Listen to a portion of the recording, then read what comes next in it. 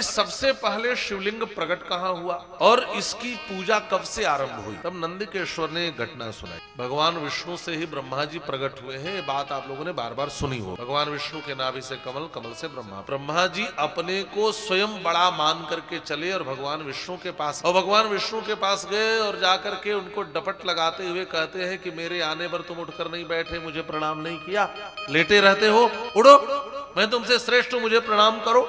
ब्रह्मा जी ने भगवान विष्णु से कहा कि मैं बड़ा हूं, उठो और मुझे प्रणाम करो। तो भगवान विष्णु ने कहा कि आप बड़े कैसे हो गए ब्रह्मा जी, आपको तो मैंने पैदा किया। विवाद बढ़ा और विवाद यहाँ तक बढ़ गया कि दोनों लोग खड़े हो गए और दोनों में युद्ध की तैयारी हो गई। दोनों संहार करने वाले अस्त्र उठा लिए। देवता घबरा गए। देवताओं ने तुरंत भगवान शिव की प्रार्थना करी और जैसे ही दोनों अपना शस्त्र छोड़ने के लिए तैयार हो रहे थे, उन दोनों के मध्य में एक विशाल प्रकाश स्तंभ प्रकट हुआ, एक ज्योतिष स्तंभ प्रकट हो गया। दोनों देखे वो बढ़ता गया, बढ़ता गया, बढ़ता गया, अनंत प्रकाश स्तंभ। अनंत कहने का तात्पर्य उसके आदि अंत का कुछ पता ही नहीं लग रहा था। दोनों लोग लड़ना भूल गए और आश्चर्यचकित होकर उसे देखने लगे। लेकिन पूछा ये क्या है? उसने कहा हमें क्या पता, तुम बता। कहा जो इसके आदि अंत का पता लगा लेगा वही श्रेष्ठ माना जाएगा, वही श्रेष्ठ होगा। ब्रह्मा जी ने कहा मैं ऊपर जाता हूं और आप नीचे जाओ। तो ब्रह्मा जी हंस बनकर ऊपर की ओर उड़े और भगवान विष्णु सूकर बनकर के नीचे की ओर चले। दोनों लोग तेज गति से चले, कौन पहले पता लगा कर आता है वही श्रेष्ठ। अब इधर भगवान विष्णु चलते रहे, चलते रहे, चलते रहे, चलते रहे, लेकिन समझ गए कि जो भी प्रकाश स्तंभ है, यह जो भी ज्योति स्तंभ प्रकट हुई है, इस ज्योति स्तंभ का पता लगाया नहीं जा सकता। तो भगवान विष्णु सात्विक देवता है, वह लौट है। ब्रह्मा जी राजसी है, रजोगुण ज्यादा है। ब्रह्मा जी ने कहा पता तो नहीं मैं भी लगा पाया, लेकिन मैं लौट कर जाऊंगा तो कहीं छोटा न सिद्ध हो जाऊं, क्या करूं? तो ब्रह्मा जी ने विचार किया करना क्या जाए। देखा कि एक केतक का पुष्प, केतकी का, वो गिरता हुआ चला रहा है। तो उन्होंने कहा ए रुको, ए पुष्प रुक जाओ। तो केतकी का पुष्प रुक गया। क्या है? कहा बताओ तुम कब से गिर रहे हो और बताओ इसके आदि को जानते हो कहां तक है? उस पुष्प ने कहा, फूल ने कहा कि महाराज क्या बताऊं, मैं तो अनंत काल से गिर रहा हूं, लेकिन न इसके आदि का पता लगा और कहां तक चलता जाऊंगा मुझे आज तक पता नहीं लगा। ब्रह्मा जी ने कहा इसका मतलब इसके आदि अंत का पता लगाना संभव नहीं है, लेकिन एक काम करना, मेरे साथ चलो और भगवान विष्णु से जब मैं कहूं कि मैंने पता लगा लिया है तो तुम साक्ष्य के रूप में, गवाही के रूप में यह कह देना कि हाँ मेरे सामने इन्होंने पता लगाया है। तो तुम आई विटनेस बन जाना, प्रत्यक्षदर्शी बन जाना। तो ब्रह्मा जी आए और ब्रह्मा जी ने कहा कि देखो मैंने तो पता लगा लिया, विश्वास न हो तो इस पुष्प से, केतक से पूछो। क्यों जी? तो उस पुष्प ने कहा हाँ हाँ मैंने देखा है। भगवान विष्णु सात्विक देवता, उन्होंने तुरंत हाथ जोड़ करके प्रणाम किया, महाराज आप श्रेष्ठ हो क्योंकि आपने पता लगा लिया। लेकिन ब्रह्मा जी के इस छल को भगवान शिव देख नहीं पाए, उनको बड़ा क्रोध आया और उसी ज्योति स्तंभ के मध्य से भगवान शिव प्रकट होते हैं। बोलिए भगवान भोलेनाथ की जय। महाराज प्रकट हुए और उनको बड़ा क्रोध आया और जैसे ही क्रोध आया उनके भीतर से एक आकृति प्रकट हुई, भैरवाकृति। और उस भैरव ने क्या किया, ब्रह्मा के एक सिर को काट दिया। भले ब्रह्मा के 5 सिर थे, तो जो ऊपर का मुख्य सिर था उसको काट दिया। और केतक को भी भगवान शिव ने शाप दिया, जाओ मेरे ऊपर कभी अर्पित नहीं किए जाओगे। इसलिए केतकी का पुष्प भगवान शिव की पूजा में चढ़ाया नहीं जाता। अब तो महाराज ब्रह्मा जी थर थर कांपने लगे, शरण में आ गए, क्षमा करो प्रभु क्षमा करो। भोलेनाथ ने कहा ठीक है ब्रह्मा जी उठो जाओ, और जगह तो नहीं होगी, लेकिन कोई भी यज्ञ आपके बिना पूरा नहीं होगा। यज्ञों में ब्रह्मा का महत्व होगा, ब्रह्मा को रखना पड़ता है, बिना ब्रह्मा के यज्ञ पूर्ण नहीं होगा। तो ये आशीर्वाद दिया और आगे चल करके ब्रह्मा जी ने एक जगह आपकी पूजा होगी और दुनिया में कहीं नहीं होगी। कहाँ होगी? कहा वह राजस्थान में जो पुष्कर है, जो भगवान शिव का वह रूप प्रकाश रूप में प्रकट हुआ था, जो प्रकाश स्तंभ प्रकट हुआ था, प्रकाश का खंभा प्रकट हुआ था, वही ज्योतिर्लिंग के रूप में, वही शिवलिंग के रूप में पूजित होने लगा। और वो सबसे पहले शिवरात्रि को प्रकट हुआ था। इसीलिए भगवान शिव के लिए सबसे महत्वपूर्ण तिथि शिवरात्रि की तिथि है। अब पता नहीं समाज में एक भ्रम कहां से फैल गया कि शिवरात्रि को भगवान शिव और पार्वती जी का विवाह हुआ था। पता नहीं कैसे कैसे लोग, अब तुम्हारा जिसका मन करता है वही बोल करके कहीं भी अपलोड कर दे किसी जगह। शिवरात्रि भगवान शिव और शिवा के विवाह की तिथि का आगे विशाल वर्णन आएगा हमारा इसी शिव महापुराण में। और शिव तत्व को तो शिवरात्रि वह तिथि है, वह रात्रि है जब भगवान शिव का यह प्रकाश स्तंभ प्रकट हुआ था, एक ज्योति स्तंभ प्रकट हुआ और भगवान शिव की पूजा शिवलिंग के रूप में होने लगी। तो आप समझ गए होंगे कि शिवलिंग का तात्पर्य है भगवान शिव के निराकार रूप का चिन्ह। आप समझ गए होंगे, लिंग माने चिन्ह होता है। ये भगवान शिव के निराकार रूप का चिन्ह है, प्रतीक है। और जो मूर्ति है यह भगवान शिव के साकार रूप का चिन्ह है, ये उनके सकल रूप का चिन्ह है। इस प्रकार से भगवान शिव की पूजा दो रूपों में होती है, इसका वर्णन किया। और अब भगवान शिव के पंच कृत्यों का वर्णन किया, सृष्टि, स्थिति, संहार, तिरोभाव और अनुग्रह। सृष्टि आदि जो चार कृत्य हैं संसार के विस्तार के लिए हैं, और पांचवा कृत्य जो अनुग्रह है मोक्ष के लिए। फिर नंदकेश्वर जी ने पंचाक्षर मंत्र की महिमा, इसके प्रगटीकरण की सारी स्थिति को बताया। ये जो पंचाक्षर मंत्र है, ओम नमः शिवाय, ये मूल मंत्र है। ये पंचाक्षर मंत्र की बड़ी महिमा है और इसमें भी लोगों ने भ्रम पैदा कर दिया महाराज। अब भगवान शिव के पंचाक्षर मंत्र को छोड़कर और मंत्र जपने की सलाह दी जाने लगती है, इसको भी समझना होगा। ओम की उत्पत्ति कैसे हुई? ओम में 5 चीजें हैं, अ, उ, म, बिंदु और उसकी जो ध्वनि है, ये 5 चीजें हैं। उसको नाद भी कहते हैं। भगवान शिव के 5 मुखों से यह ओम प्रकट हुआ। अकार उत्तरात् पूर्वम, उकारः पश्चिमाननात्, मकारो दक्षिण मुखात्, बिंदु प्राणमुखस्तथा, नादो मध्य मुखादेवं पंचधासो विजृंभितः।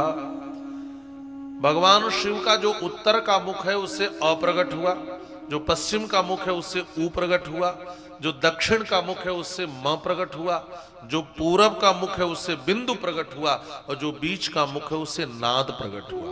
अ, उ, म, बिंदु और नाद, इन 5 चीजों को मिला देंगे तो शब्द बनेगा ओम। अब महाराज यह ओम क्या है? ओम इत्येकाक्षरम ब्रह्म। भगवान कहते हैं ना, भगवान श्री कृष्ण, यह ओम ईश्वर को व्यक्त करने वाला शब्द है। यह ओम से ही ईश्वर की अभिव्यक्ति होती है। ये ब्रह्म का वाचक शब्द है ओम, यह ईश्वर का वाचक शब्द है ओम।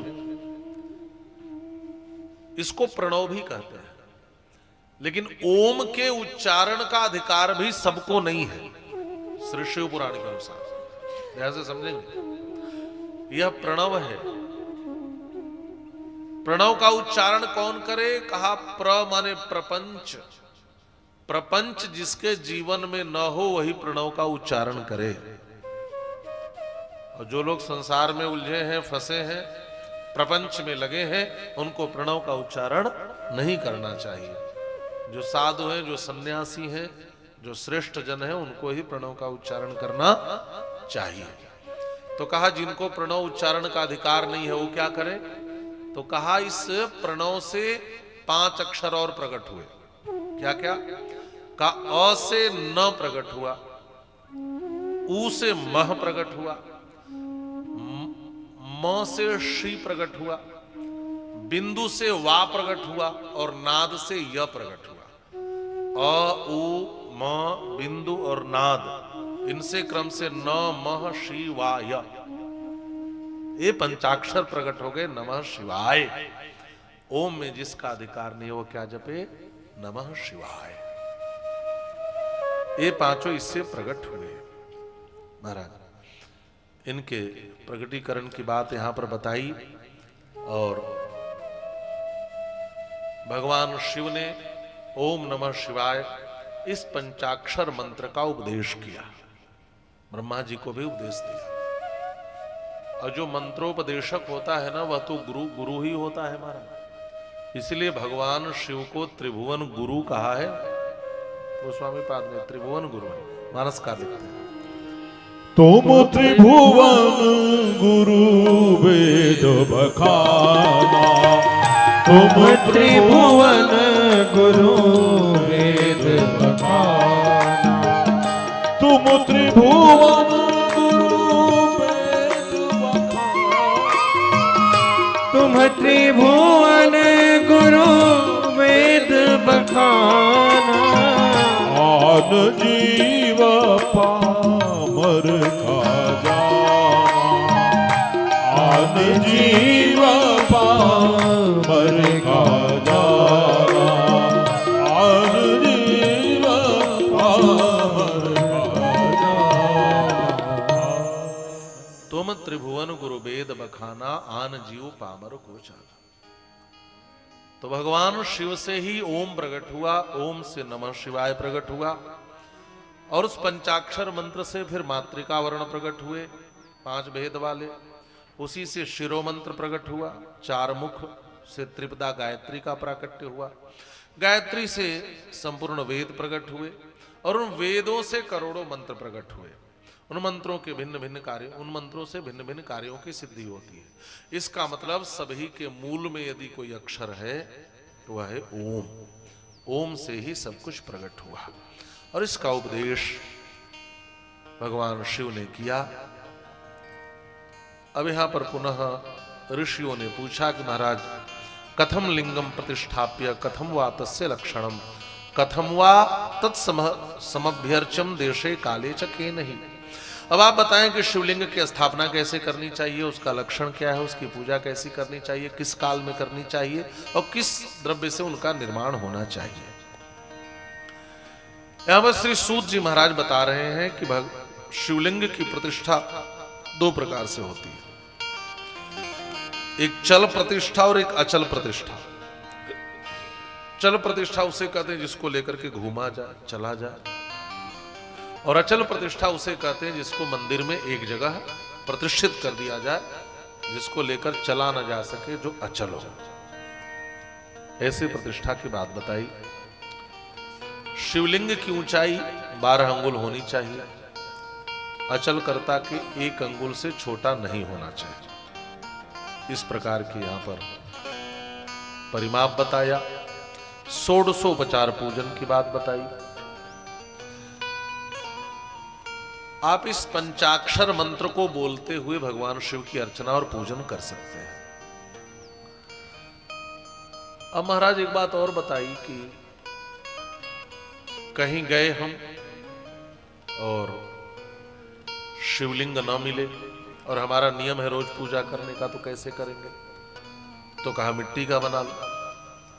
कहा यदि मिट्टी भी ना मिले तो बहुत जगह ऐसा भी होता है महाराज, जो सबसे सहज चीज है वही नहीं मिलती, और कभी कभी ऐसा होता है। हाँ, एक बार एक महात्मा गए, उनका नियम था दातुन करने का, दातुन ही ना मिले जल्दी। तो मिट्टी ना मिले तो क्या करें? तो कहा मिट्टी न मिले या आप न बना सके, समय कम हो, तो इतनी सरल विधि बताई।